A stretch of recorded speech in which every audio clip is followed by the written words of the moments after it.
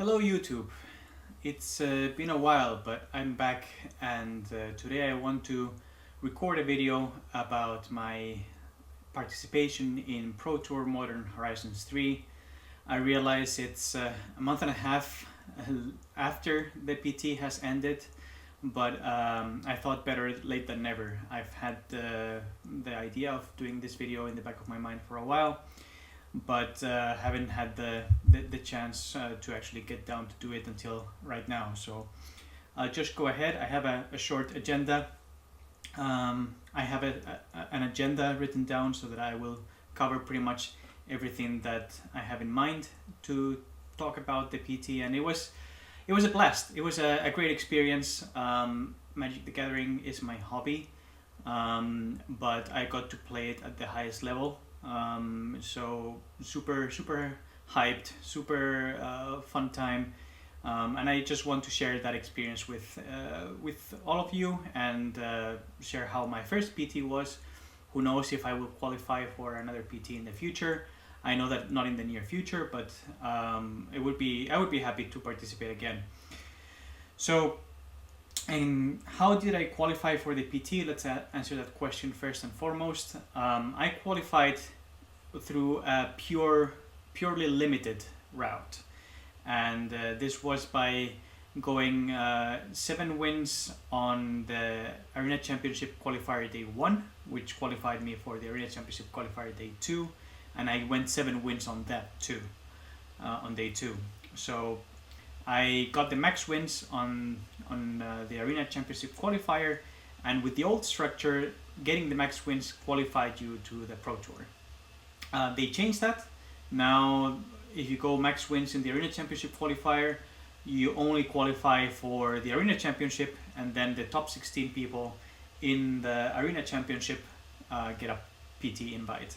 So looks like it's more and more complicated now to qualify to a PT just going the limited route, but I'm grateful that as a primarily a limited player, I was able to play so well and get such a good result that it allowed me to qualify for a PT and compete at the maximum levels. And the qualifier that I qualified with was with Los Caverns of Ixalan. Not a very well received limited format, but I just did very well in that sealed format. I've struggled more in sealed with the play boosters, and I haven't been able to quite recreate that. But yeah, I guess I got lucky, and I played well, and I got a PT invite. So what was my preparation like? What did I do until June 2024, end of June 2024, when the PT took place? Well, first of all, I also qualified for the Arena Championship 5. So until March, until the end of March, I prepared solely and exclusively for the Arena Championship 5.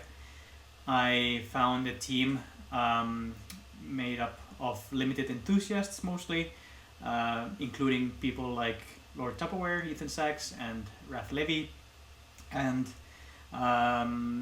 also AC5 finalist Ryan Condon, with whom I've made a few videos in my channel already. So in that team, we prepared for Explorer and for limited Mark of Manor, and then the AC5 happened, and after that it was only PT for me. So from April onward, my mind was about preparing for the PT.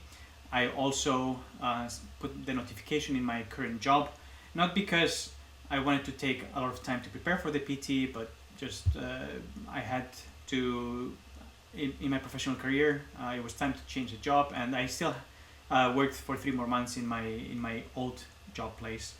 But it did somehow, since I was moving out, I had a bit of less stress in the job, and I could potentially dedicate a bit more of focus in preparing for the PT. Now the PT was Modern Horizons 3, and that did not release until June. So during April, I pretty much just played the normal standard limited and tried to find a team. Finding a team was difficult because none of my previous team members in the AC5 were going to play on the PT except for Raph Levy, and he found another team. So screaming into the void in Twitter, in X, brought me first to contact Pururin or Lucas Fernandez, and then a bit later with Anton, with Panicker. But we were very few, and it took a while to find an actual team. I ended up in the team Temple of Malady, which was organized primarily by Daniel Gottschall, who actually made the top 4 in the PT. So my captain got that far, and it was a pleasure to be in his team, and I was just grateful that I was able to find a team. But that experience was also quite different to my team in the AC5, because the PT team was much bigger. We had a lot more people there, a lot more channels, whereas with the AC5 we were just a few people, and we all knew each other very well, and we all coordinated well. In the Temple of Malady, everyone were testing their own things. They all had their different strengths and weaknesses, and I did feel it was a bit more difficult to communicate or to reach out to people there because of the amount of things that were happening, and also because of the time zone. Like, most of the things happening in Temple of Malady were happening in the American time zone, and I'm in Europe. So I would wake up the next day, and a lot of stuff would be in Discord, and it was difficult to keep up. At some point I did mention that, hey, I am a constructed scrub. The PT is modern. I have not played a single game of modern in my life. What should I do? April and May played limited like normal and followed the spoilers for MH3. And then in June, the whole spoiler was out. Did my predictions on how the limited format would play out. Had some limited sessions with the team, which was nice. And for modern, I should have started to playtest modern before June for sure.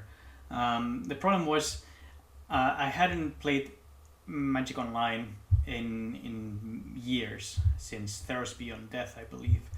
And I am now primarily a Mac user, and Modo doesn't run in Mac. So I had to kind of reinvent myself to get like an old PC and install it alongside my desktop and be able to run Magic Online, which took me a while. But also I was really not into trying modern, because, well, I don't want to spend money in Magic anymore, and I barely had any ticks in Magic Online to play. The client has changed quite a lot in the last few years. I know it's much more generous now, but yeah, I didn't have like a loaded account like you get in Arena when you're playing in the Arena Championships. What we did get was between the 18th and the 25th of June, so for a week, we had all cards free access, all PT participants, and that was nice. That was nice to have. I still had to use ticks or play points to enter leagues in Magic Online, so I somehow had to scramble that, and I got some play points from some generous content creators. But yeah, my modern preparation sucked big time because I couldn't play it on Arena. I did watch quite a lot of Aspiring Spike before the release of MH3 and during the release of MH3. Spike played also with paper cards with proxies, brought some ideas, and there was a lot of banter in the testing team about like all the different brews that could be happening and stuff. When MH3 released, I crammed limited, I speed ran to Mythic. It took me 7 drafts to get to Mythic from Plat, which I think is a record. My win rate was about 80%. It was a complex limited format, very synergy driven, and I did well with that. But my worry was still the modern format and constructed, and I observed, I think, quite a bit, but compared to other PT competitors, I know that I barely observed. I didn't play. I should have maybe spent some money in leagues and in renting. I bit the bullet with the renting card renting system from Mana Traders, but in the end I didn't play because I was the limited format was quite a lot of fun, especially in the beginning, riding Chrysalis aside, and I still play that a lot. I was just like Modern felt so foreign to me by watching, and getting used to Magic Online again was a struggle, with all the keyboard shortcuts. And on the 18th of June, I finally played my first Modern League, and I net decked an aggressive landfall deck, and I won one match out of the 5 in the league, but I did not like the feel of Modern, right? I don't like Constructed in general, but like Modern was like 0 mana spells and like super fast and difficult to like. Well, there was also a really big card pool that I was unfamiliar with because I haven't been playing Magic that long, or like seriously for that long. I got back with Guilds of Ravnica, so like there was a big backlog of cards to understand. I did follow like most of the articles on what was the metagame and stuff, but still, it was not easy. On the 18th, I played my first Modern League, and I did play during that week, between the 18th and 25th. My second league was with Ruby Storm because Aspiring Spike predicted that deck was really good and can potentially win on turn 2 very often. Played one league with that, and I lost all matches. I lost all games except one, and I lost all matches. And it was not, even though it might have been a linear deck, it was not an easy deck to pilot for sure. It just bricked all the time for me, even though it was quote unquote easy to know what the deck was supposed to do and everything. But I just didn't like it. I was looking for a linear deck the same way that I played Quintorius in Pioneer/Explorer in the AC5, and Ruby Storms sounded like it would be that deck, but like I ran out of time in Modo. I bricked all the time when I was playing it, and I just one league was enough for me to understand that was not it. And I cried desperately in the team like, hey, Ruby Storm is not the deck for me. I can't do this.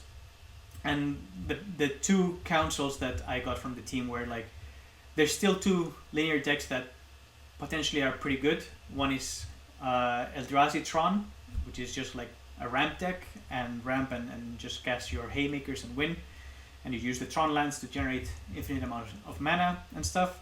And there's also Nadu, and of course we all know by now that PT MH3 ended up being like PT Nadu.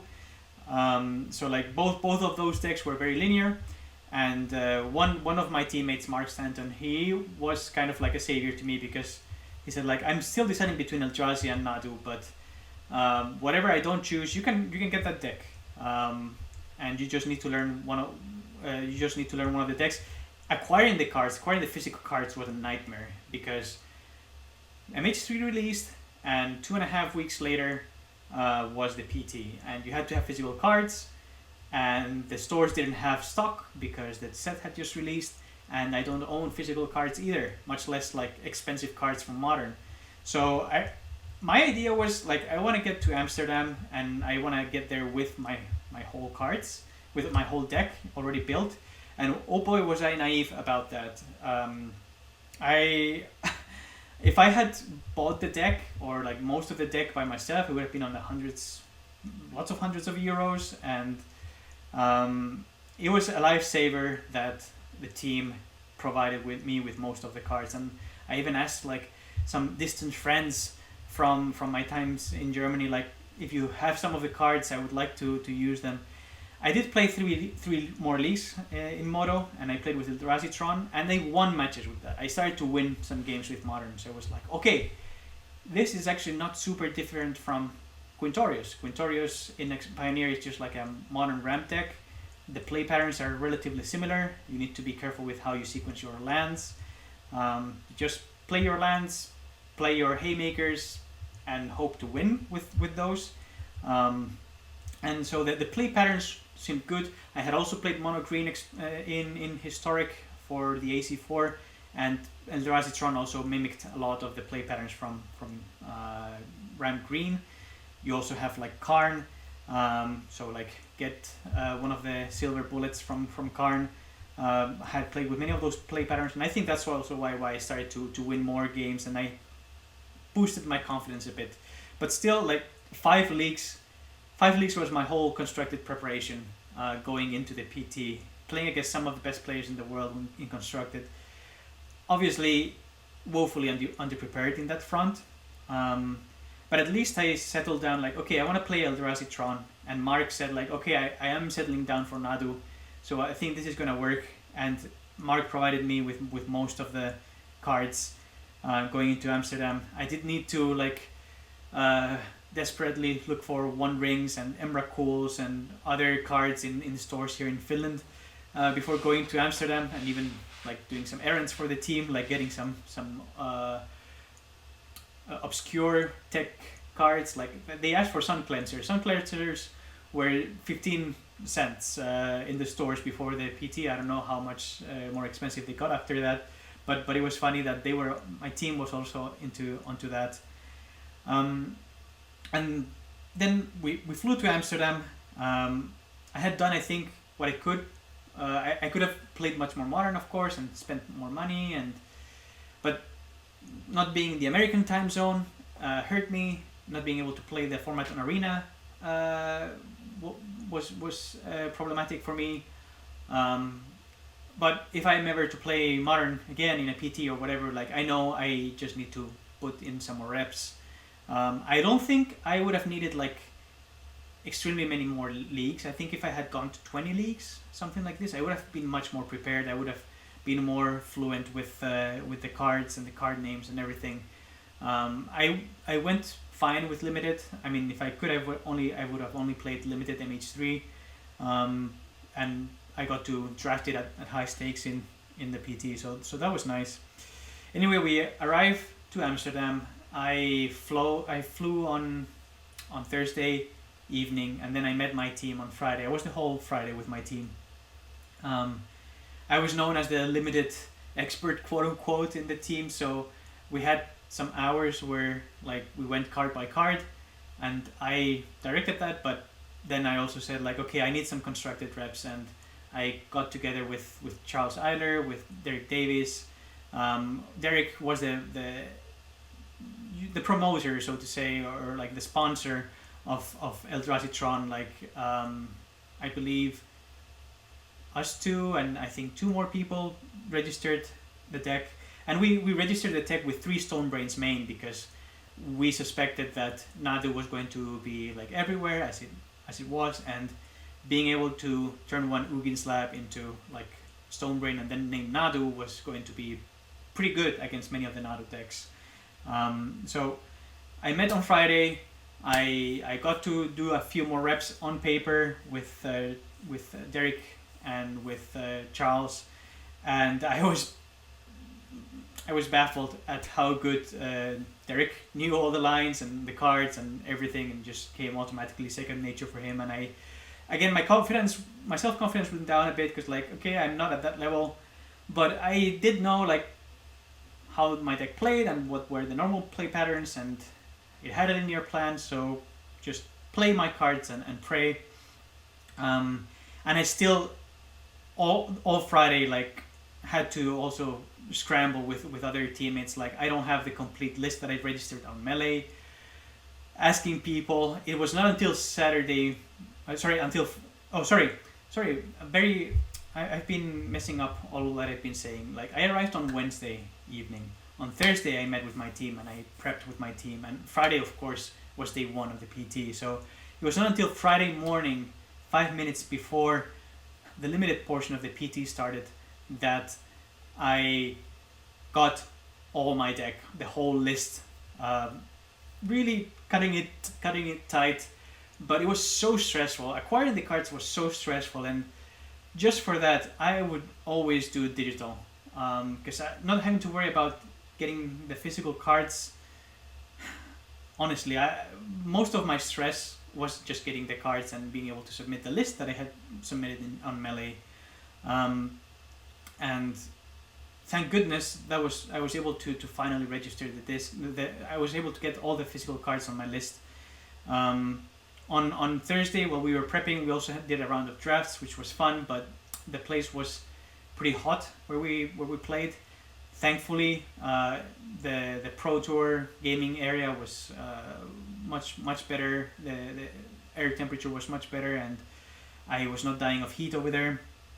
But overall, the prep, because it was physical, it was much more stressful than it had been with digital. And the fact that I couldn't play Modern on Arena also was a bit of an obstacle for me.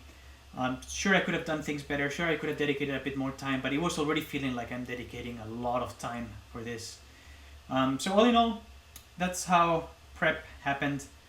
And let's just now get into the limited portion of the Pro Tour. So like we're now in Pro Tour MH3, and I compiled over here a list of all the MH3 logs.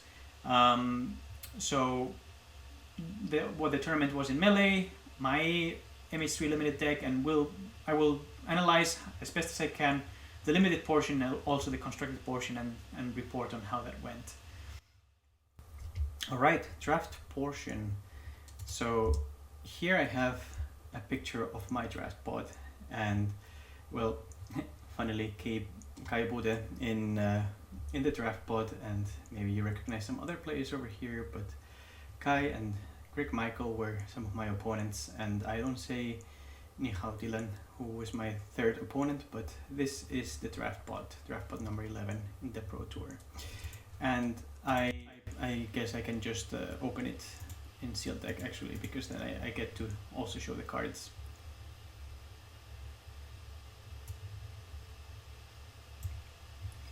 So I ended up drafting this deck.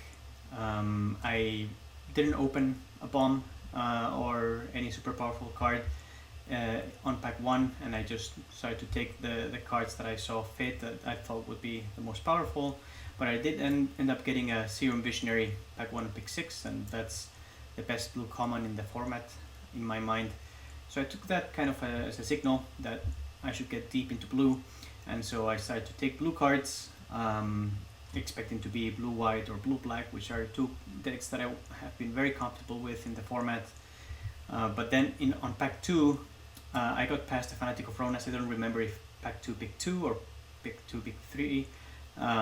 But this is an excellent card, great stats, ramps, so I just took that, and green was open-ish on pack 2, so I picked up some more green cards. I believe like I got Rumbles and even a Nightshade Dryad and stuff, and I picked green and blue cards. I ended up in UGr Eldrazi. It's not an archetype that is normally open at digital tables on Arena or on MTGO, but in this Pro Tour maybe people didn't want to fight for it, or were getting deep into other decks.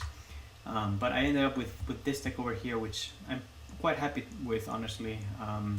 Low curve, some good cards like Battle Mage that fits this archetype like a hand in a glove. I believe I got a Void Pro later as a payoff, as well as Sage of the Noble, so like very playable cards in this deck that you shouldn't take highly if this is the deck that should be open in your seat. And yes, we get to splash the mythic common of the set with all these landscapes that I also got.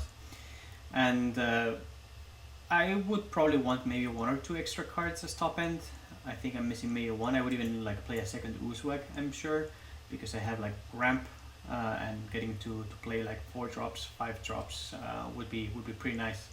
Maybe a second Unfathomable Truths would also be amazing. But we got interaction. We got the 2 Dim Inferiors, the Utter Insignificance, which is at its best in blue-green, and overall just like a pretty powerful deck. I would say I'd give this deck maybe a B minus in the context of a PT draft. And from the sideboard, the only card that mattered was Gift of the Viper. I started in this card a few times over the third Ether Spike, depending on how I saw it playing in the matchup. But overall, pretty happy with how the deck turned out. And also on arena layout if this is easier to parse for people. So here is my deck. And then round 1 I play versus Greg Michael, and we can check Greg's deck over here. So black white, which is a pretty surprising color pair, considered one of the worst pairs in the format. But look at this. So Ajani and Chthonian Nightmare. That is like a constructed level wombo combo over there. Plenty of removal with charms, Breathe Your Lasts, another rare with Soul Trader, which is nice. Some low curve and lethal throwdown, which is at its best in this deck, by the way, but we just don't see Orzhov in this format too much. But like all around great cards. Wondering about this Master that Departed, but like I mean there's some sack synergies going on, so and like tries to win in the air maybe, but yeah, either Ajani or Chthonian Nightmare are absolute bombs when drawn, and if drawn together it's just like a pretty disgusting combo over here. So I also have the deck on arena format for those who are better able to parse it this way, but this looks like an excellent deck, and probably was able to draft because people don't want to get into Orzhov. But yeah, I remember game 1. I don't remember, was it Chthonian Nightmare which was played first or Ajani, but I got by that combo, Ajani into Chthonian Nightmare, and it kind of really didn't matter what else would happen in the game, but you know, like you sack the cat from Ajani and then you flip it and then you make infinite cats, and if Ajani gets dealt with, we just return it back. So game 1 was a loss, and then I thought, okay, well I need to trust my luck that Greg is not going to draw both Ajani and Chthonian Nightmare in the other 2 games. Game number 2, Greg didn't draw either Ajani or Chthonian Nightmare. I think the Soul Trader was drawn, and it was a game. It was back and forth, but I was able to put stuff into play, and I was able to overwhelm, I believe, with a Breaker of Creation probably, which if it goes unchecked, then the Annihilator 2 from Breaker of Creation is quite a good win condition in my deck. So that was game 2. Game 3. Game 3 was very interesting because Greg started with a Transmogrant turn 1, and turn 2 I play a Fanatic of Ronas, and turn 2 Greg had played Chthonian Nightmare, so already didn't like that very much, but he attacks turn 3 with Retrofitted Transmogrant into my Fanatic of Ronas, and I thought, why, like, that attack maybe is like, I don't know, there's no Death Touch trick in those colors. Maybe he just wants to get, you know, like points through, or like he's just calling a bluff or whatever. Like if he wants to kill my Fanatic of Ronas, I had like a quite good hand and I didn't need to ramp out stuff, but I said like, sure, I will block. And after blocking, Greg plays out Ajani, sacks the cat, flips Ajani and makes a cat, and I realized my mistake. I realized my punt over there. I should have just taken that, and then when Ajani comes down, Chthonian Nightmare cannot sack the cat because there's nothing in the graveyard. So that was a hit. I that was a punt that I couldn't, and I had all the information to beat that, but sadly I didn't play into that, and I thought that game was over then. I continued to play my things, and I realized that Greg was stuck first on 2 lands and then on 3 lands, so I thought like, okay, maybe I have a possibility. Ajani was creating cats, but Greg was kind of stuck, and I had drawn the Breaker of Creation, and I was trying to ramp up to 8 mana, and then if I could get Breaker of Creation to attack while Greg is mana screwed, it would only really need 2 attacks to cause havoc, because that Annihilator 2 on a mana screwed opponent would have been super bad for Greg. Sadly, I stumbled on mana number 8, and I quite couldn't get Breaker of Creation online soon enough. And Johnny also not just created cats, but also pumped the cats, and I ended up dying. I didn't have enough to hold off the attack while still putting the Breaker of Creation online. So if I had taken the hit from Transmogrant and not allowed a Johnny to flip, I'm pretty sure I win that game. Because then I would need to take damage, of course, throughout the game, but I would maybe be able to maneuver somehow, and Ajani would not be like creating infinite cats, and maybe at some point I can block and then just, but I have everything out. So it was, even though they Greg assembled that combo, that wombo combo, and it should be over soon, the fact that he was mana screwed, I'm really sad that I made that punt. But in any case, I did tell Greg, like, your deck looks nuts, and he said, well, it's not my typical deck that I usually draft, but I guess it works well. And well, yes, when you get both Ajani, Thorny, and Nightmare, that's maybe one of the few reasons to be on Orzhov. So sadly, lost the first round of the PT 2-1-0, and then the next round versus Kai Budde, I saw that on Melee, and I was like, are you kidding me? I'm really playing the Kai Budde, and yes, it was the Kai Budde. Super nice guy.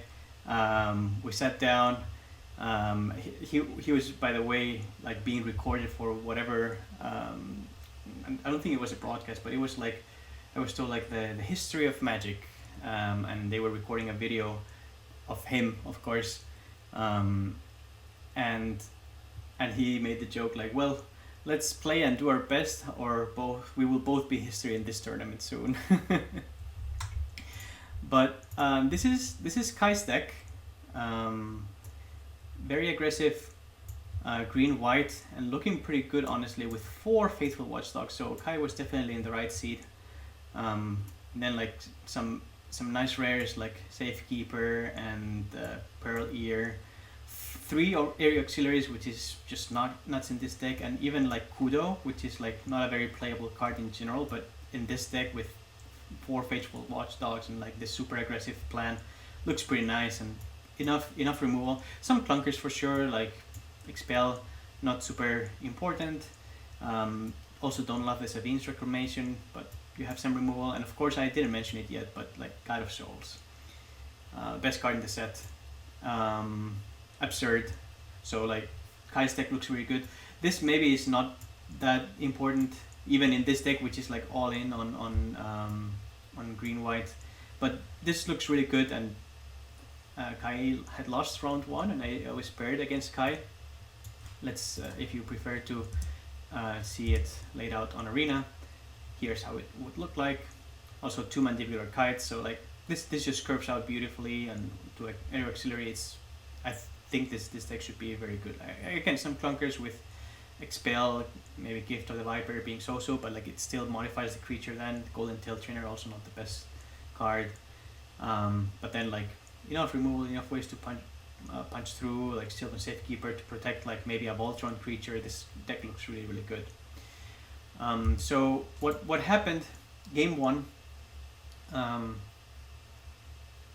we played our cards. I dragged the game. When I saw green white and what kind of deck I was facing, like obviously my plan was survive, and Kai was trying to push through, but he flooded a bit, and I had played my Breaker of Creation as well as some other blockers, and Kai had, I believe, 1 Faithful Watchdog and Kudo out, and I attacked with Breaker of Creation, which is a 2/2, of course, with Kudo out, but I had 2 other insignificances in my hand. And first time around, so the plan was like, okay, double block my Breaker, or block with 1 because it's a 2/2 against a 2/2, and then I will Kudo. I will utter insignificance Kudo, and then exile it, and then the cards collide and Breaker survives, and then it's just GG. He didn't take the bait the first time around, but then the next turn he still drew land, and I attacked again with Breaker of Creation, and this time he did file, so I had to fire the first Utter Insignificance on the blocker, and this time he did line up like a bad block, not knowing that I had an Utter Insignificance in hand, so I played the Utter Insignificance on Kuro, exiled it, and he just auto-scooped. Game 2, he got off to a fast start and curved out. I did put all my things out, and we traded pretty much 1 for 1. I was getting low on life, and I remember that we were both out of cards, but he still had a Pearl Ear that I had put on top of his deck with a Dim Inferior, and so like after 2 turns he drew it and played it, and I had no board and I didn't have cards, so I was like kind of on my top deck. But something that I had completely forgotten about was that Fanatic of Ronas has Eternalize, and on Arena you get a really nice interface showing you that you can Eternalize something from your graveyard, but I blanked about that. I didn't look at my graveyard and I didn't know that I could Eternalize, and having Eternalized Fanatic of Ronas over there would have been massive difference, because 4-4 against 3-4 I have a board, but I didn't know this, didn't draw what I needed. Kai did draw some gas. I played something to the board, and then I drew a Rush of Inspiration along with and I kept a forest in hand in case I drew Rush of Inspiration, and so I was, I believe, like 3 life or so, and I said like, okay, I really need to top deck Writhing Chrysalis. Instead I top deck Rush of Inspiration. I said like, okay, well, I still have the chance to draw into Writhing Chrysalis, so I cast the Rush of Inspiration, I drew another card and the Writhing Chrysalis, and I had Forest, another card, and Writhing Chrysalis in hand, and I didn't have the 2 energy to pay for this, so okay, we need to randomize this. And what was the card that was chosen? Of course it was Writhing Chrysalis. That was discarded, and I couldn't, like, I needed that card to cast that and stabilize, so I just lose game 2. Then game 3, by the way, Kai tells me like, hey, you're playing a bit too slow, we really need to try to wrap this up. And I was told I played slowly, not just by him, but by, I think, another opponent in the PT, and honestly I was playing at a decent pace, what felt like a decent pace, and I don't play super slow on digital, but this shuffling or like keeping track of things on paper was really taking its toll on me. Anyway, game 3, I again played to the board. I was on the play, so a bit easier to stabilize this time. Kai drew things. Kai had to expel the Unworthy my Sage on turn 2, which was kind of sad to be honest, but like he had to put some pressure up and he didn't want me to ramp out. But in any case, I drew it well enough to play things to the board, and in the end Kai fluttered out a bit, and I just took game number 3 and the match. And fortunately Kai didn't draw Guide of Souls in any of the 3 games, so that also was, I was lucky in that regard. And I checked off that bucket list item from a PT, beat the GOAT, beat Kai Budde. I got to do it. I was over the moon, and he even accepted to take a selfie with me, which I tweeted. This was, by the way, the day before the horrible news that came the day after for poor Kai. So obviously I was ecstatic when I beat him. I was obviously very sad after the bad news, but that's a story in and out of itself. So, and I was 1-1 after round 2, and round 3 I was versus NiHaoDyLan, and I couldn't find my opponent's deck on Twitter, nor my opponent on X or Twitter. So all I can say is that opponent had Jeskai Energy featuring Ether Revolt and Amped Raptor, so like kind of like the typical energy deck, and yeah, so I cannot really now say much on or comment much on my opponent's deck, but I took game 1 after I curved out beautifully. I remember playing a Ramper on 2, Pressure on 4, and then Breaker of Creation came out. like as fast as possible, and after getting Breaker of Creation, I believe it was maybe 10-5 or something like this, and I was on the play. Opponent was really like, what can they do? It was really rough, and after that, opponent needed to take a break to go to the restroom, so I was left waiting there for 8 minutes with a judge. I was wondering if maybe that had been like a really tough draw or something, but of course I have no idea. But I was left over there, and that was also the round before lunch, and I was trying to mentalize myself like, hey, you got game 1, but games 2 and 3 can be completely different. Game 2, what I remember is I got really far ahead on board, even so that opponent left one red up, was a single red up, and I attacked, and I also had Breaker of Creation outside. Was it Breaker of Creation? No, yeah, it was Breaker of Creation, yes. And I believe what happened was like they cast Ghostfire Slice, 2 red, devoid, deal 4 damage at instant speed, but it costs 2 less to cast if opponent controls like a multicolored creature. And I had a Snapping Void Craw out, and opponent thought that because of this, like, they could get the discount, but Snapping Void Craw is devoid, so I actually didn't have any multicolored permanent out, and Ghostfire Slice costed 2 red, and that was the middle of the combat, and opponent had lined up blocks like that to make that happen, but unfortunately for them, and I called that out, like, no, that's not possible. And so like after that I was super far ahead on board. Opponent plays then the next turn Antraptor, and they had like something like 11 energy out or something, and they roll onto Reiterating Bolt. That was killer. That was like such a bad roll for me, because they paid and then they could replicate that twice, and so they, with Antraptor, they top deck, they cascaded into the Reiterating Bolt, and then they killed 3 of my things, and they still had the Ghostfire and Slice to target the Breaker of Creation and kill it. So I was left suddenly with no board, even though I was ahead on life, but I had no board and I was on top deck mode. Opponent 2 more gas, I top decked lands, and I just died on game 2 after being really far ahead. So that was unfortunate, and that was like an unfortunate roll. We go to game 3. I am on the play, have a reasonable draw. Opponent goes turn 2 Antraptor, and they top deck what's the card called, the Boros MTFC, I believe Greg had one, Legion Leadership. So he top decks that, and so cascades into that, and like opponent goes like really facepalm on that. So one Antraptor was a nutty cascade, and the other was a whiff of a cascade.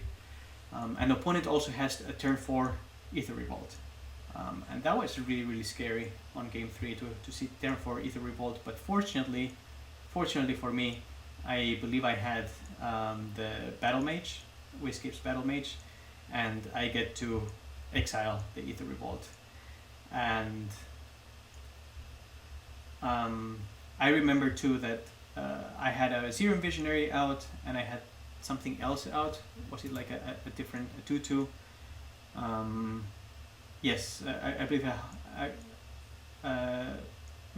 Serum Visionary and the Wiscape's Battle Mage. So I had those 2 out, and opponent has an Antraptor out, so with a first strike, so I can't really attack into them. But opponent decides to attack me, so I take 2 and I crack back for 4, and this dynamic goes a bit back and forth, exchanging 1 for 1, until at some point like he has to leave something back, and I have a Hope Enter Quaddle, which I flash in and I can start attacking. Oh, and I had played a Breaker of Creation, and we go to combat, and I'm going to declare attackers, and opponent targets Breaker of Creation with a Galvanic Discharge. And then I point out like, sorry, but you can't target it. And it's like, wait, what? It's like, yes, this has hexproof from each color. The avoid spells can target the Breaker of Creation, but like something like Discharge could not do it, and so that was terrible for them. They targeted to something else, but Breaker was left loose, and then just even though they had something to clear Breaker of Creation with a Devoid spell the next turn, that was really bad, and I still had enough, and I attacked, and opponent said like, I really punted that game because I should have left Antraptor back. I had better draws than you, and I knew that you had the Breaker of Creation. They had a counter spell, they had their own Ether Spike, and they used it to counter one of my team inferiors. But they said like, I knew that you had the Breaker of Creation in hand, and still for some reason I countered something else, like that they played badly is what they said. Funny also that in this match, a judge was called because I had played a second land on my turn. So like first main phase I played a land, played the turn combat, and then the second main I played a second land, and I did not realize that. So a judge was called. I got nervous, and the judge said like, okay, I'm going to give you a warning, and since there's no other malicious things that have happened so far, like you can take it back, but be very careful. And I was like, yes, I accept. If you want to appeal, no, I don't want to appeal. I just want to get this match over with. I was quite nervous, but yeah, fortunately it worked out. Got the win, 2-1-0, and except for that big punt on not eternalizing Fanatic of Ronas, which by the way on game 2 of round 1 I also could have eternalized Fanatic of Ronas, and I realized those things after playing those matches. I didn't have the opportunity to do so in round 3. I would have been more prepared for that, and I kept telling myself, don't forget that Fanatic of Ronas can eternalize, but went 2-1 in the draft, and beating someone of the caliber of Kai Budde, so I was happy about that. Would have loved to maybe have had a better chance. Who knows, if I get to squeeze in from Greg Michael, I could have had a chance of trophying the pod, but really happy as a limited player to go to the Pro Tour and get also nice results. Was lucky against Kai. I guess I was lucky on game 3 against my opponent. I wasn't lucky on game 2 to get cascaded that reiterating bolt for sure, but and of course I wasn't lucky that Johnny and Cthulhu Nightmare was assembled in 2 out of 3 games in round 1. But overall, a really nice experience. I would have loved that the rest of the PT would have been also limited, of course. But now it's time to move on to the constructed part and to modern. First of all, let's talk about the deck that I registered with a bit more depth. I registered Eldrazi Tron because, how I explained, it matched my playstyle well enough, and it's the deck that I had better results with during that week of playtesting on Modo. And the premise is simple enough. So you have the Tron lands, Ours is Mine, Power Plant, and Tower, which if you get to assemble, and you can assemble them with Expedition Map, then you get 7 mana, colorless mana, which plays well with Eldrazi's big spells. You have Eldrazi Temple, which is like a soul land for Eldrazi spells, and the newly printed Ugin's Labyrinth, which plays well with up to 12 different cards that can imprint, and it's a soul land. So like pretty much the deck is accelerate mana and then cast some haymakers. Like all his dust can be brutal against pretty much any deck that plays something to the board and it's not colorless. Devourer of Destiny like smooths out the draws at the beginning of the game, and also is a Flametongue Kavu, so pretty good. Win condition Emrakul, you can either hardcast it or like combo it with the Underworld Cookbook to madness it out. And then you have some rampers like the 4 different talismans, Kozilek's Command, which is super powerful card, normally creating a lot of spawns that is like extra mana to cast a Haymaker, and also scrying and drawing to that Haymaker, and it can also act as removal when necessary. And then like spells or important things that bridge the gap between the early game and to the late game. We have 4 copies of Karn, which is pretty good against opposing One Rings, and also like we have a whole sideboard dedicated for Karn, and of course the One Ring, like Nadu is like currently the most broken card in Modern. Probably is going to be banned sometime soon, but the One Ring is equally busted and it's still legal for some reason. The price is going really, really high. Maybe it eats a ban at some point, but yeah, we play the One Ring, and we can accelerate towards the One Ring better than pretty much any other deck that plays it. So there's that. And then our choice was 3 copies of the Stonebrain main, which was, I believe, a really good choice coming in, because if you can, for example, play an Ugin's Labyrinth turn 1 and imprint, and then you can play Stonebrain turn 1, the next turn 2, you can already Stonebrain, name something like Nadu, and removing Nadu from the Nadu deck pretty much would make it crumble. It makes crumble pretty much all Nadu builds, or like especially in the beginning when they're not resilient. But like some of your Nadu draws can have Karn the Great Creator on turn 2 also. You can play an Ugin's Labyrinth into a Talisman, and then the next turn you play Karn or the One Ring. So like there's plenty of hands that are pretty good, and we pretty much mulligan anything that is not like the One Ring or Karn on turn 4, or like a Stonebrain on turn 1. It sometimes is harsh for mulligans, but you really need to accelerate and get things done because it's Modern, right? So that's how the deck plays out. And then we have like in the sideboard just like Silver Bullets from Karn, pretty much. So like Chalice, Tormod's Crick against the graveyard, so Biting Needle classic. The 4th copy of Underworld Cookbook if we have Emrakul in hand and we want to combo. Haywire Might, the only reason why we're running some green together with Boseiju and like a 1 forest and all the talismans that make green. Haywire Might is just excellent to remove our own One Ring if we're starting to die of it, but like maybe opposing One Ring or like any other enchantment or artifacts, right? So like it's really good, and it's the reason why we play some green together with Boseiju. A Cursed Totem can be a good example against elves, for example. A 4th copy of the Stonebrain, so we have 3 main and then a 4th if we haven't drawn one of them. Liquid Metal Coating to attack lands with Karn out. Ensnaring Bridge to protect ourselves, like Haymakers at the top end with Cityscape Leveler and Sundering Titan. And then 4 copies of Trinisphere. We teched the deck to be really good against like combos or like slow decks. But of course there's also like aggressive prowess decks in Modern, and of course like something like Trinisphere is pretty good against them, and it's also really good against Ruby Storm. But we pre-sideboarded in expecting a lot of Nadu, and that was a correct choice. But if we did face any aggro, then we could play like 3 Trinispheres main instead of like 3 Stonebrains, right? So a bit of flexibility there, and the deck played out quite powerfully. We were not playing the green versions, and we're not playing Thought-Knot Seer as some other Eldrazi builds, but this is all in on like getting some of these Haymakers out, and especially like survive by taking out key pieces like Nadu early with the Stonebrain, and it was a powerful thing. It was just not as powerful as Nadu, right? So let's talk a bit about the games. First round was versus Jason Ye, one of the best players in the world right now, and fellow player in the Limited Level Ups Discord, where they are quite famous over there, Jason, and Jason has been putting up amazing results in tournaments and this year, and of course Jason is known for brewing, and Modern is not. This is the melee link.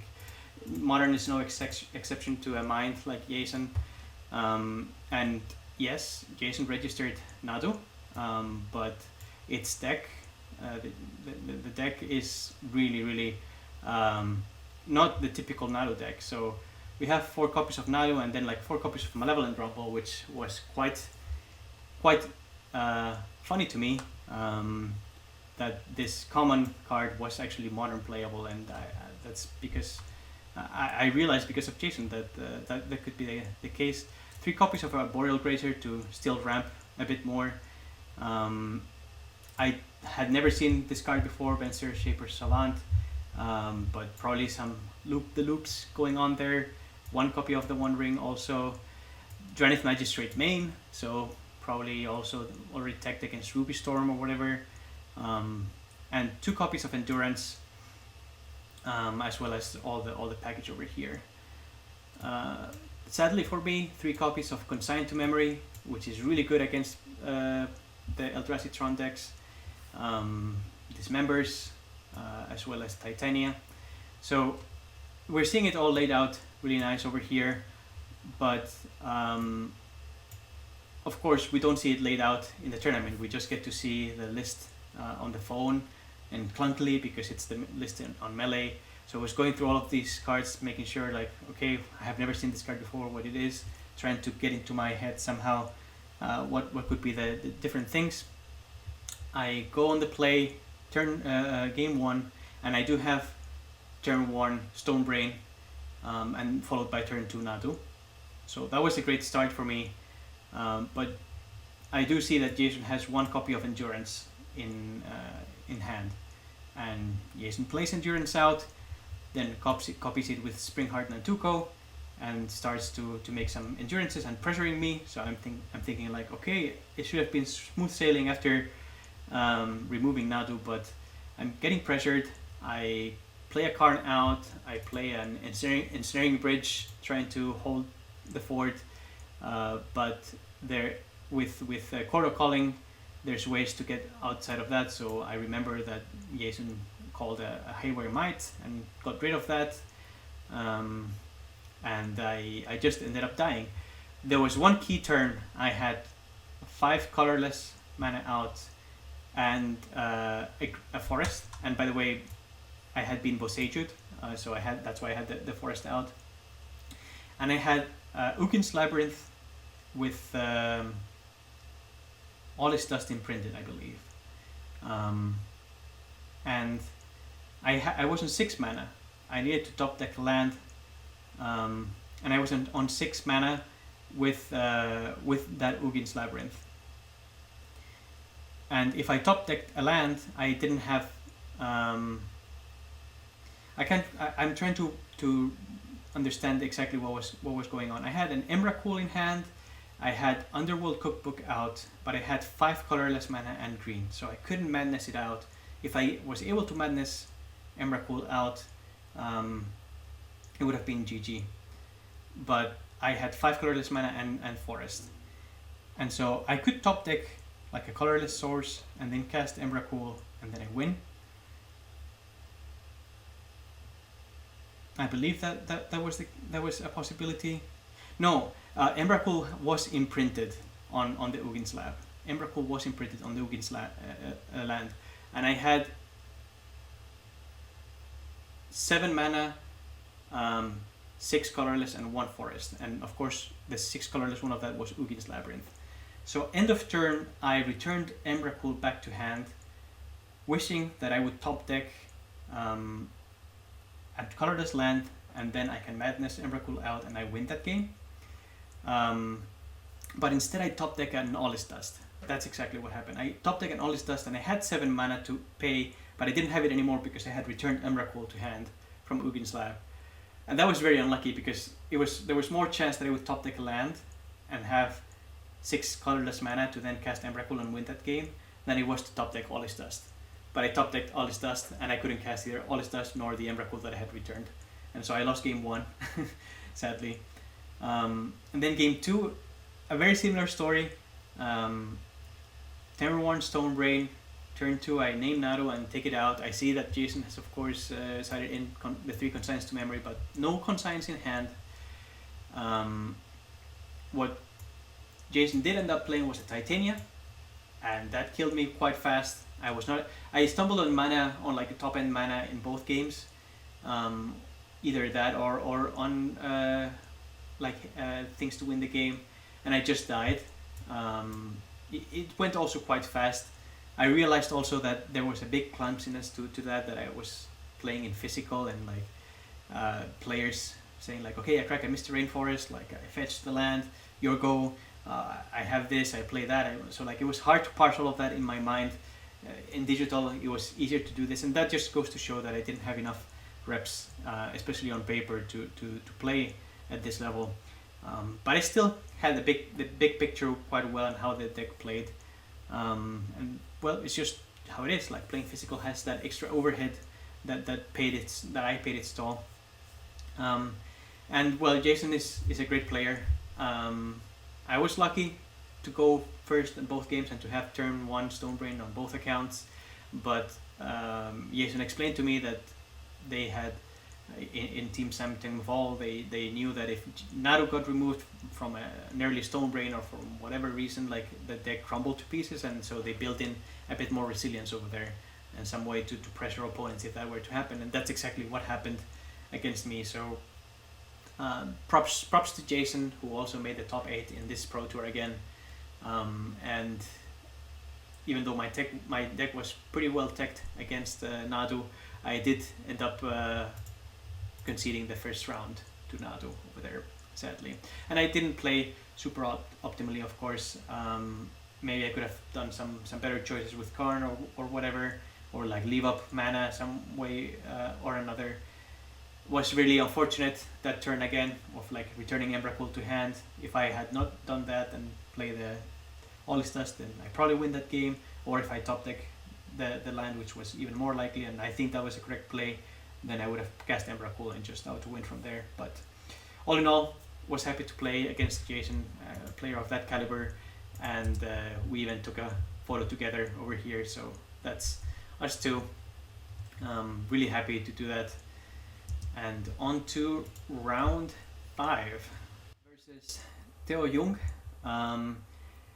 Theo told me when we matched up, you're Raf Levy's friend, right? And I'm like, well, I haven't met Raf in person, but we did prepare together for the AC5, and I had not met Raf back then yet. I did get to meet Raf a bit later, and of course took a picture with a legend like Raf.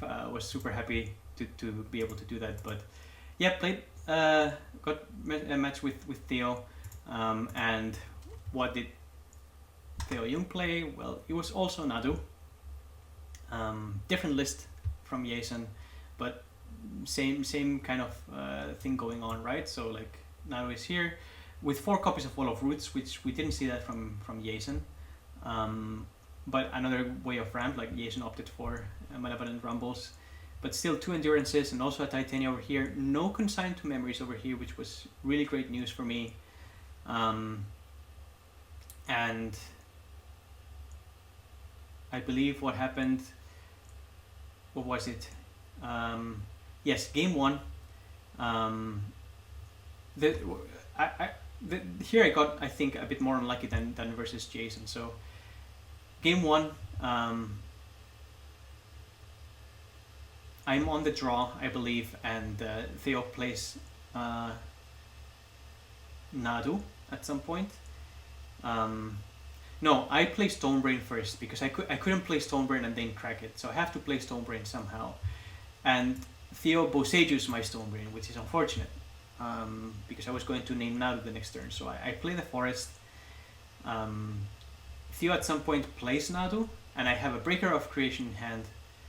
I'm able to play the Breaker and exile Nadu, but they ramp, and Theo ends up finding a second Nadu before I find my second Stonebrain, and before I have something else to push through.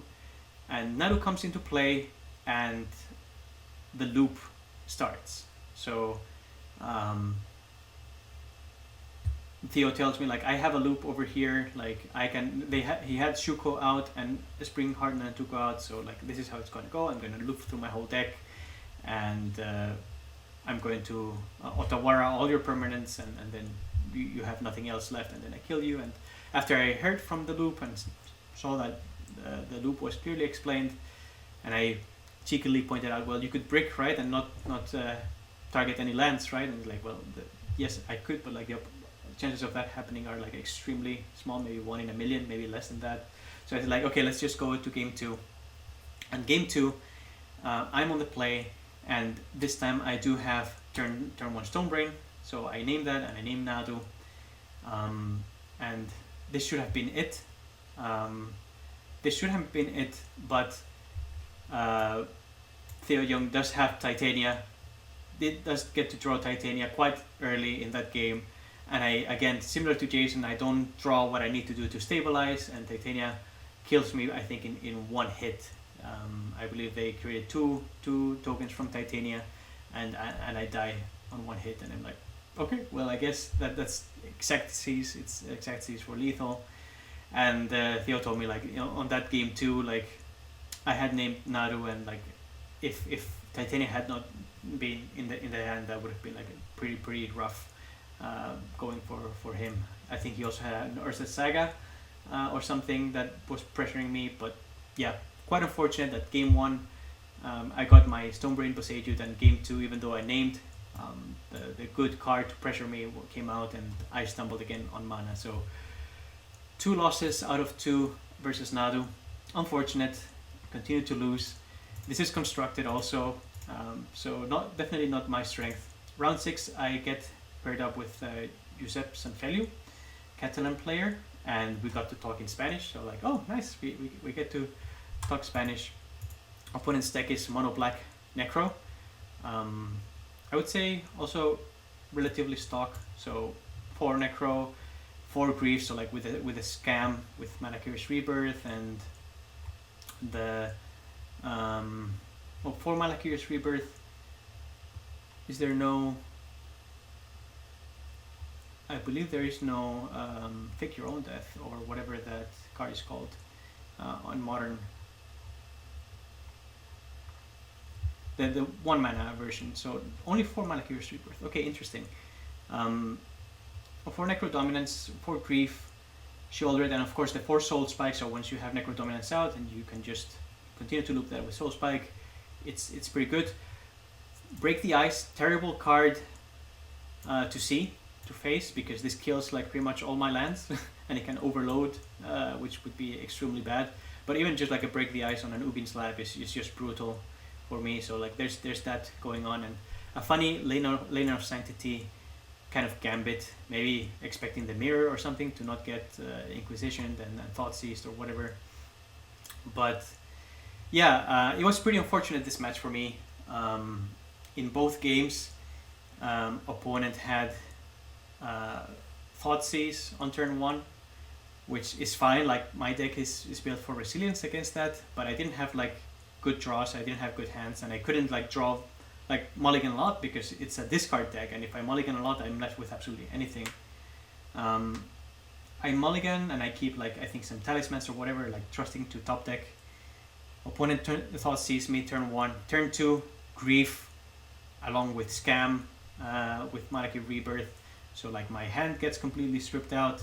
I play my mana, but I don't top deck well. The opponent has turn 3 Necro Dominance, turn 4 Shieldred, and end step draw 15 cards, kill you. Like, nothing I can do game 1. Game 2, exactly the same thing. Get turn 1 Thought Seize, turn 2 Grief with Scam, and turn 3 Necro Dominance, followed by turn 4 Shieldred, and die. So like, nutty draws from my opponent, and my opponent said like, I just got the absolute nuts against you. I played against a Tron player before you, and I got like really terrible draws, whereas they got the nutty draws. So I'm sorry that has gone like that way, but that's just how it is sometimes. And I'm just happy also to play against someone and play in Spanish. Also super nice to play against Josep, against Beppo. Round 7, I play against Prime Time 32. Could not find my opponent in Twitter or in X. They are Italian, and they play Amulet Titan, so one of those decks that was completely the same as before MH3, and so like an Amulet Titan enthusiast over here. Amulet of Vigor, Primeval Titan, Dryad, and like Valakut in the deck.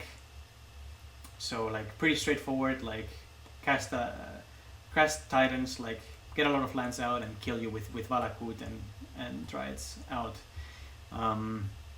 I really dislike playing against this deck because it's full of all of these bounce lands. So like you play and you return, and with Amulet of Vigor, like they come in untapped, and so like it's hard for me to keep track of everything, all the lands that they have played. They usually have like things like Dryad or Arboreal Grazer that allow you to play extra lands. So it's an interesting list. I'm not gonna go through all the sideboard or whatever, but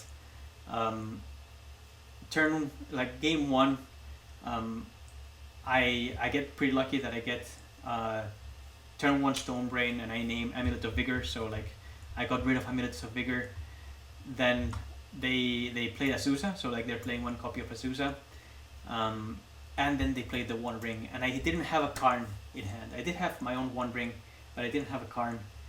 I get to play a second Stonebrain, and then I name Primal Titan. So I have named Amulet of Vigor, and I have named Primal Titan, and I'm thinking like, okay, like this should be GG. Like they have like I've removed the engines from their deck, but they have Azusa out. They have One Ring, so they start to draw a lot of cards. They start to put a lot of lands into play, and they put a Dryad and they have Valakut, and I'm like, no, am I going to die to just Dryad and Valakut after naming all of these things? So I'm able to remove Azusa, and I'm able to remove the first Dryad with, I believe, Breakers of Creation. But even though I had my own One Ring, so we were both drawing a million cards, but for some reason I didn't have a single copy of Karn in my top half of my deck. So if I had just played that Karn, it would have been like game over already. But yeah, I was getting like so nervous because like, okay, I've dealt with the amulets, I've dealt with the Primal Titans, I removed the Dryad, I draw my third Stonebrain, so I named the Dryad again, and I'm thinking like, I don't have the list open, right? But like, can I still die somehow? But no, it looks like there's no other like mountains in the deck, so like Valakut doesn't trigger or whatever. Opponent plays a Cultivator Colossus, like again starts to draw a lot again. And then yes, I remember that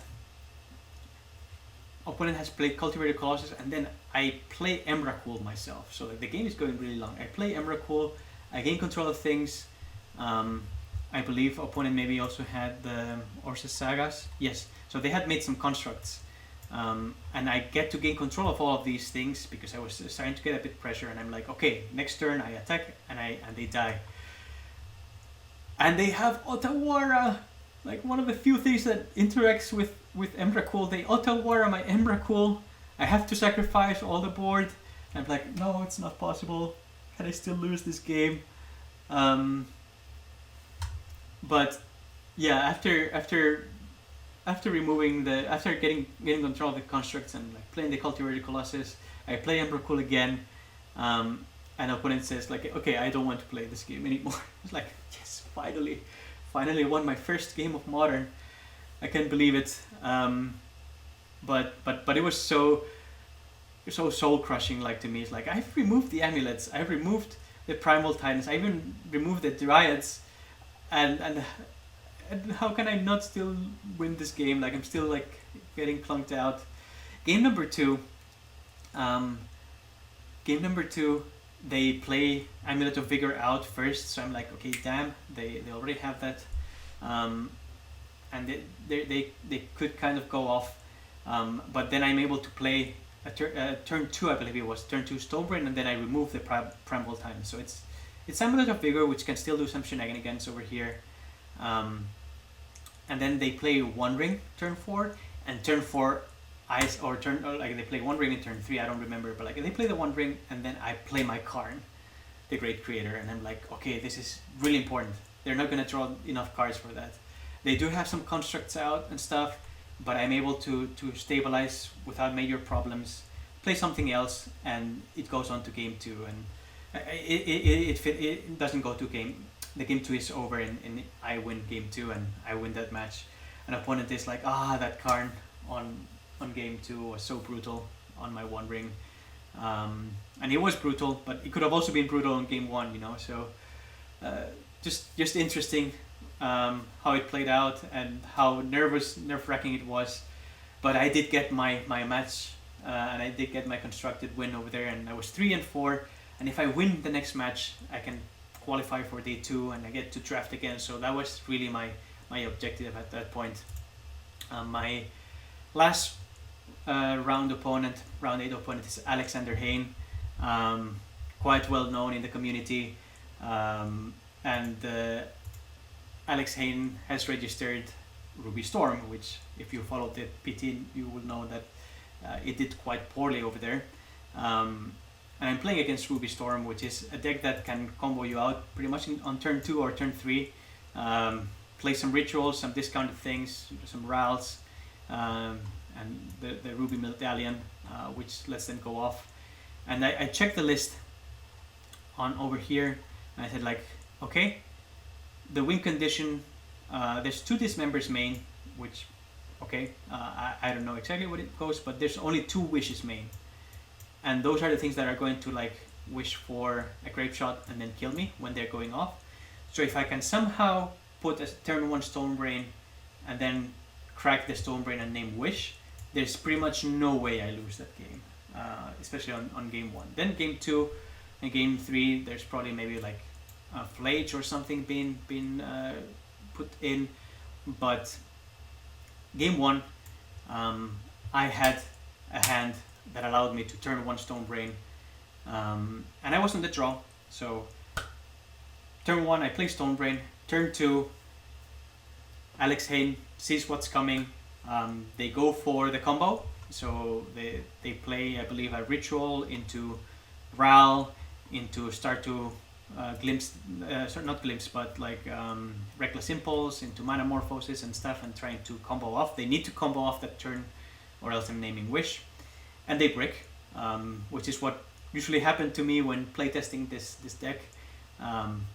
Alex bricks, turn 2. Turn 2 I name Wish, and I thought like, okay, this probably will prompt a concession.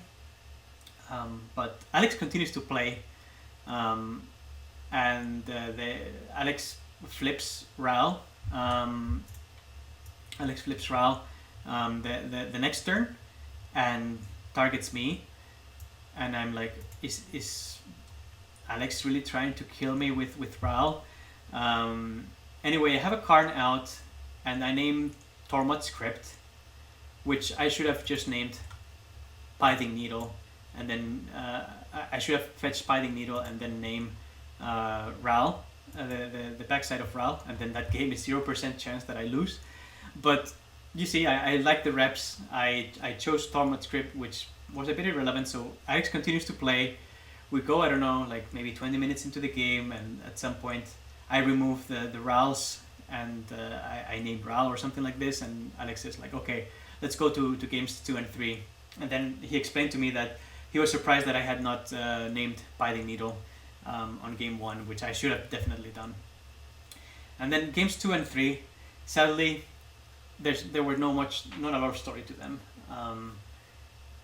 I was on the draw on game 2 and I was on the play on game 3, but I really needed to get turn 1 Stonebrain on both games, and I didn't. I mulliganed, I believe, to 5 on game 2 and to 4 on game 3, but Alex had turn 2 win. Like he had drawn hands to win on turn 2 on both games, and that's what happened. Like turn 2 he went off. On game 3, I believe I mulled to 4 or something like this, but I had ramped the 1 ring on turn 2. So like I played turn 2 1 ring and I drew, but then turn 2 Alex Hayne like comboed off, and it started to get deterministic. I asked Alex, hey, do you have a way to go over 1 ring's protection? And he said like, yes, I'm going to draw my whole deck, and then I'm going to wish for Thassa's Oracle. I'm going to Manamorphose 2 blue, and then I will play it and win. I said like, okay, just take the match, continue. And Alex Hayne told me like, if I had lost that match, I would have scrubbed out, or like, but this win means that I go to Worlds. So good luck on Worlds, Alex Hayne. And it was this close. I was this close to making day 2 and drafting again on my first PT. But sadly, games 2 and 3. Game 1, to be honest, I had the nuts to get turn 1 Stonebrain and then name Wish. But games 2 and 3, Alex Hayne had the nuts, and I couldn't stop it. I didn't have a turn 1 Stonebrain to maybe name like a Ritual or name Past in Flames or whatever that would have maybe put things into a much better position for me. But yes, that was my first PT. Was close to making day 2. Did a really good job on limited. I could have done better on constructed, but I did get my constructed match win at least. So I didn't, go 0-5 in constructed. Sucks that it was modern. Sucks that I couldn't practice it on arena. But now I have practiced on moto. I know how I would be able to better prepare. And honestly, it was a blast. I really enjoyed playing the PT. Who knows if I'll qualify again in the future. If I do, I would gladly play again. Getting the hands on cards once again, of physical cards, that was a nightmare. More than 60% of the stress. I wish all the stress had been just like figuring out the correct deck and then playing it. But like I think 60% of that stress was just getting my hands on cards. And I repeat, like I got my full deck list 5 minutes before the tournament started. That's just crazy. And Wizards, the tournament was very well organized. I really enjoyed how the judges organized everything, and we had sleeves. We had our draft packs. They were sleeved, which is amazing. But there were so many other clunky things going on. I'm used to playing chess for high stakes on tournaments, and so I like to get up from my chair and like move around and stuff. And I could do that between rounds, but I have to pack all the deck, put it all on my backpack, and move around with the backpack. I cannot just leave the backpack anywhere, and that's heavy. So like moving around, walking around is not the same thing. I cannot de-stress the same way. So it was all intense, and like by the end of the day, like round 7, round 8, like it's just so much like. And I wish I could just like, there were lockers, for example. If there had been lockers, I would have just put like my bag there, like lock it out, like go outside, breathe some fresh air. But since you have to carry the deck around, that was something going on. And of course, I was not fluent enough with paper play. I knew how to play with paper. My sleeves started to torn apart after so much shuffling also, which was bad, because if a sleeve is broken, it's like you could have a marked card. So like swapping them out with the sideboard. So like if I wish for a card in the sideboard, that's fine if it has like a bit of a broken sleeve, because like it's not in the deck, it's not being shuffled. The foils also. I was told by my team that foils, if you can avoid playing foils in tournaments, do that, because oftentimes foils can be marked because they are bent. So I'm just thinking, like, why do we have like stupid stuff like foils? Why do those things get printed if they're going to cause problems in tournament play? Those are some questions that I don't know, should be answered, should be addressed somehow. But all in all, I want to say playing on the Pro Tour was great. High stakes Magic, met some really great players, and played against some really great players like Kai Budde, and some against Jason J, and like all of these players also like either well known in the community or like high level players. Was a blast. Reminded me of my times of playing chess when I was a teenager and like young adult and stuff. Was really an experience, and if you qualify for the PT in the future, good luck. You can always reach out to me for maybe some counsel or whatever. But yeah, I'm gonna leave my logs of the PT MH3 on this video so that you can access them if you want to check deck lists yourself. There's no game logs, of course, because it was on paper and I was not featured or on the broadcast because I didn't do well at all in the constructed section. But yeah, it was great. I'm taking a break from Magic right now. I'm skipping Bloom Burrow at least, if not more decks, if not more sets down the line. I have played a lot of Magic in the past few months, and I really need to like stop this. I need to take a break and think on other things. Like I consider Magic my hobby, not my job or anything like this, and I have dedicated a bit too much time. Even though it was not enough to prepare well for Constructed, and other players were much better prepared than me, it still feels like it was quite a bit of time for me, and it's time to pause and take a break. I don't know when I will be back, but I'm leaving with this video and just saying that I had a blast in the Pro Tour, and who knows if I will come back in the future.